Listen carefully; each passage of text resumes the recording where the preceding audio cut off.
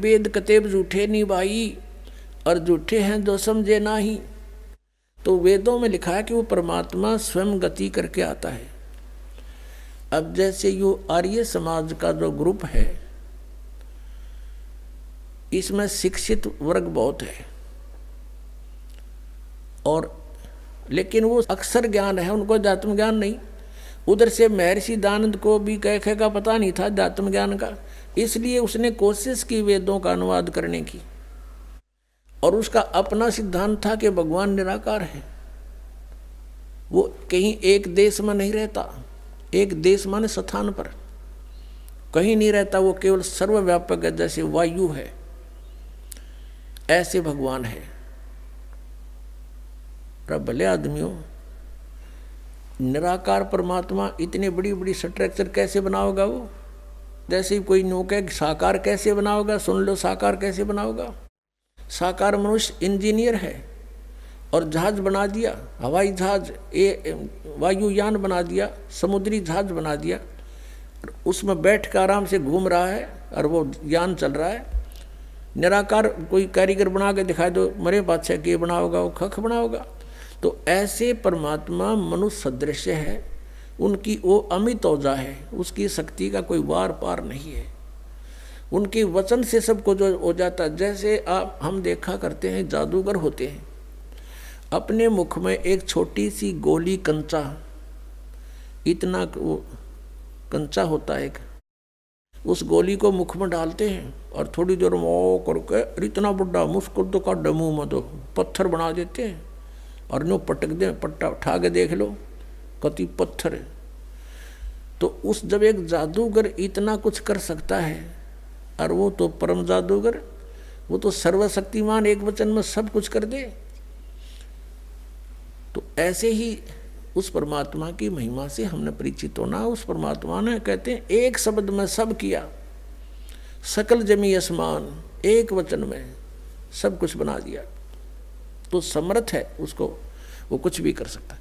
तो वो जानकारी स्वयं ही आकर दी। और ये निराकार बताओ भगवान को, और वेद के साकार है, निराकार है, मनुष्य सदृश है वो।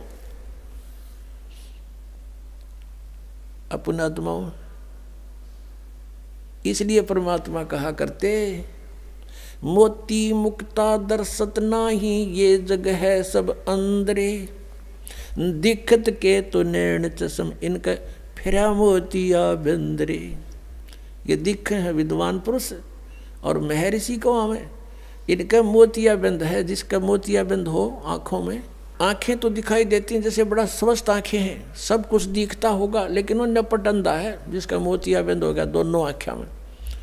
तो परमात्मा कहते हैं कि तुमने ये महर्षि दिखाई दे हैं, गुरु ब्राह्मण दिखाई देते हैं, ये मंडलेश्वर, इनका मोतिया बंद हो रहा है, इन्हें अपने सदग्रंथों में लिखी हुई सच्चाई का नहीं पता। और फिर निराकार कहते। अब दिखाते हैं आपको परमात्मा की सारी स्थिति, देखिएगा। ऋग्वेद मंडल नंबर 9, ऋग्वेद मंडल नंबर 9 अब दिखाते हैं, और सूक्त नंबर 86। भगवान साकार है या निराकार है, वो कैसी लीला करता है। ये है ऋग्वेद मंडल नंबर 9, 10 इकट्ठा अनुवाद है। ये है सार्वदेशिक आर्य प्रतिनिधि सभा, महर्षि दानंद भवन, रामलीला मैदान, नई दिल्ली से ये प्रकाशित है। और ये मुद्रक है Prince offset printer, 1510, Pataudi house, Daryaganj, नई दिल्ली से ये छपा है, छप्पा खाना इसका ये। अब देखना, ये है ऋग्वेद मंडल नंबर 9 और सूक्त 86 का मंत्र नंबर 26। इसमें लिखा कि यज्ञ करने वाले यजमानों के लिए परमात्मा, यज्ञ करने वाले माने धार्मिक अनुष्ठान यानी साधना करने वाले, यजमान माने भक्तों के लिए परमात्मा सब रास्तों को सुगम करता हुआ, उनके विघ्नों को मर्दन करता है और उनको पवित्र करता हुआ, और अपने रूप को सरल करता हुआ वह कांति में परमात्मा, यह लिखना था कबीर देव। कवि कोई भी सर्वज्ञ नहीं हो सकता जिसको सारा ज्ञान हो। कवि कविता बना सकता है, ये कबीर देव लिखना था यहाँ पर। वो कबीर देव विद्युत के समान यानी आकाशीय बिजली की तरह सेकंड में नीचे आ जावे, क्रीड़ा करता हुआ, ऐसे लीला करता हुआ। वर्णीय पुरुष को यानी अच्छी आत्मा को प्राप्त होता है, अच्छी आत्मा को आके मिलता है। वो जैसे आदरणीय धर्मदास जी को मिले, आदरणीय नानक साहिब जी को मिले, आदरणीय मुल्कदास साहिब जी को मिले, आदरणीय दादू साहिब जी को मिले, आदरणीय गरीबदास साहिब जी गांव छुरानी जिला जद्दर हरियाणा वाले को मिले, आदरणीय गीसा दास साहिब जी गांव खेखड़ा यूपी मेरठ वाले को मिले। तो अच्छे पुरुष को आकर प्राप्त होता है। वो कहाँ रहता हो भगवान? 27वें श्लोक में, ऋग्वेद मंडल नंबर 9 और सूक्त नंबर 86 का 26 पढ़कर 27 में पा गए। इसमें इन्होंने ये जो निराकार मानते थे भगवान को और वेद बता रहे हैं, वह परमात्मा प्रकाश पुंज को, परमात्मा को, जो परमात्मा ध्रुवलोक के तीसरे पृष्ठ पर विराजमान है, वहाँ रहता है। तीसरे एक स्थान पर रहता है ध्रुवलोक के, यानी उस तेजो में लोक सतलोक के एक स्थान पर, तीसरे स्थान पर विराजमान है, स्थान पर विराजमान है, वहाँ रहता है। निराकार क्यों करो भगवान जब वहाँ बैठा है? आगे दिखाते हैं। ये है ऋग्वेद मंडल नंबर 9 सूक्त 82 का, ऋग्वेद मंडल नंबर 9 और सूक्त 82। और यहाँ देखें, ये है 82वां, 81वां समाप्त हुआ, ये 82वां शुरू हो जाता है। इसका प्रथम मंत्र इसमें लिखा है कि जो सर्वोत्पादक प्रभु, सबकी उत्पत्ति करने वाला परमेश्वर प्रकाश रूप है। इसका अर्थ है वो तेजो में रूप साकार है, सद्गुणों की वृष्टि करने वाला, पापों का हरण करने वाला, पाप नाश करने वाला, पाप क्षमा करने वाला है। वह राजेव, राजा के समान, राजेव इसका अर्थ है राजा के समान आगे लिखा है। ये देखना, ये 269 पृष्ठ पे पढ़ रहे हैं। कोई भ्रमत कर देगा कि दूसरा पृष्ठ दिखा दिया होगा। ये 270 दिखाऊंगा। ये देखो 270 यहाँ लिखा है। 82 का पहला पढ़ रहे हैं, 82 का 9 के 82 का। राजा के समान दर्शनीय है, वो देखने जोगा है, विजिबल है, वो साकार है। राजा की तरह तो मनुष्य जैसा ही हुआ। और वह है पृथ्वी आदि लोक लोकांतरों के चारों ओर शब्दमान हो रहा है। वह वर्णीय पुरुष को, वर्णीय माने अच्छी आत्मा को, श्रेष्ठ पुरुष को, जो दृढ़ भक्त है, जो दृढ़ भक्त है उसको पवित्र करता हुआ प्राप्त होता है। जैसे आदरणीय धर्मदास साहिब जी को, जो दृढ़ भक्त थे उसके बाद डगमग नीवे आदरणीय मुल्कदास साहिब जी को, आदरणीय दादू दास साहिब जी को, आदरणीय गरीबदास साहिब जी गांव छुड़ानी जिला जज्जर हरियाणा वाले को, और आदरणीय गीसा दास साहिब जी को गांव खेखड़ा मेरठ यूपी वाले को। ये दृढ़ भक्त आज तक डगमग नहीं हुए, दुनिया को हिला के रख दिया इन्होंने। इनको भगवान में ले आकर के को पवित्र करता हुआ प्राप्त होता है वर्णीय पुरुष अच्छी आत्मा को।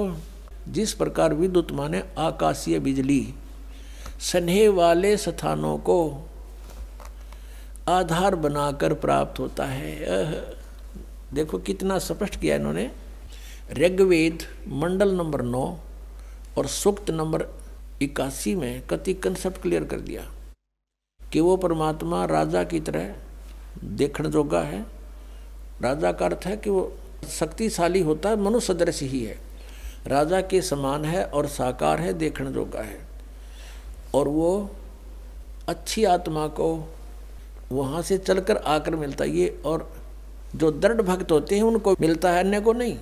जैसे आकाश की बिजली, आकाशीय बिजली गिरती है, वो किसी वस्तु पर गिरती है जहाँ उसका विशेष अट्रैक्शन बनता है।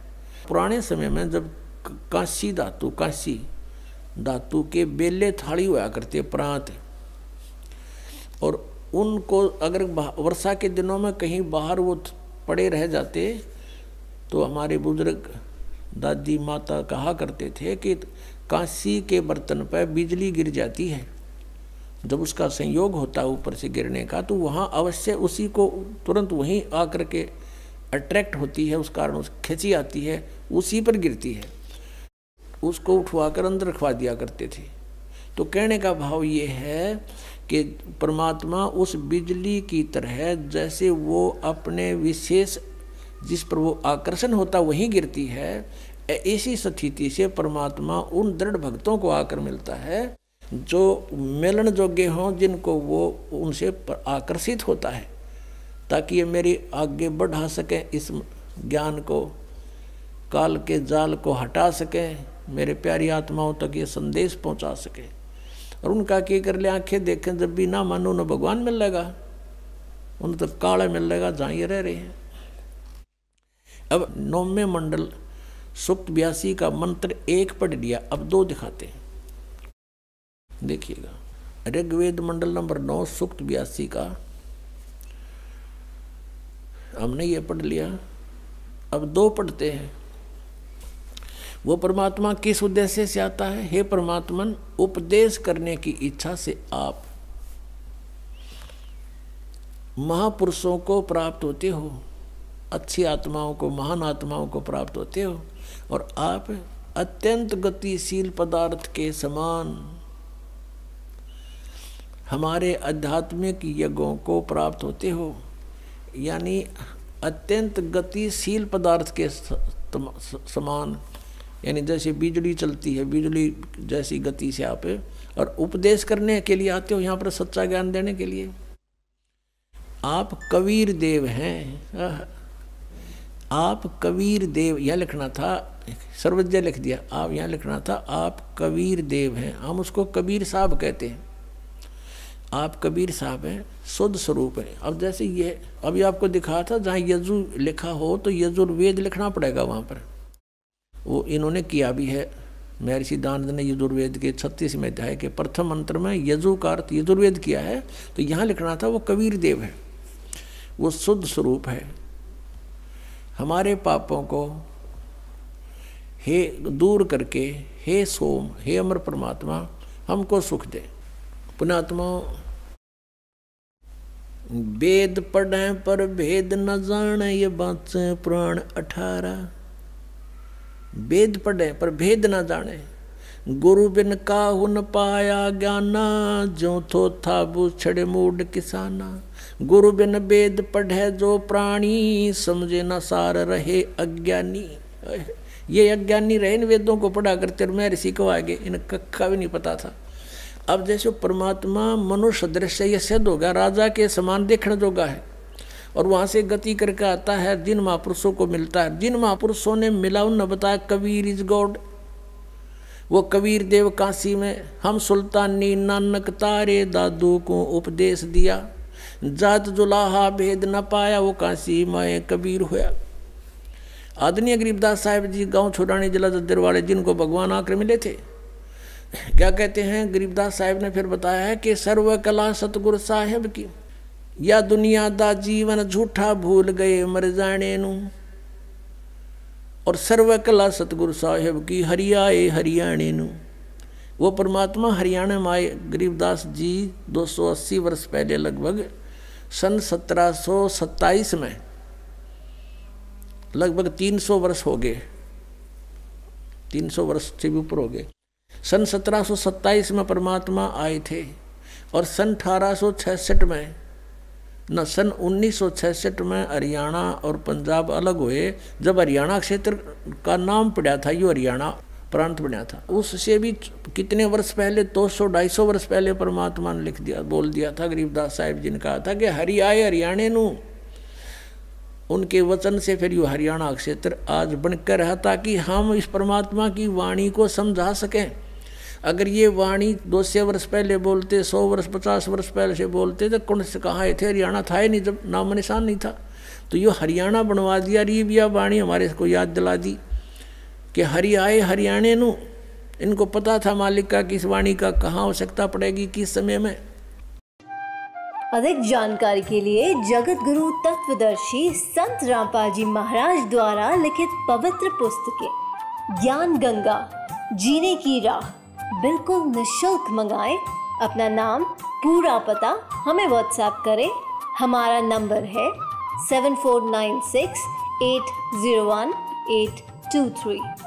जगत गुरु तत्वदर्शी संत रामपाल जी महाराज के मंगल प्रवचन अब प्रतिदिन सुनिए MH1 श्रद्धा टीवी पर दोपहर 2 से 3 बजे, सारथी टीवी पर शाम 6:30 से 7:30 बजे, साधना टीवी पर शाम 7:30 से 8:30 बजे, ईश्वर टीवी पर रात 8:30 से 9:30 बजे।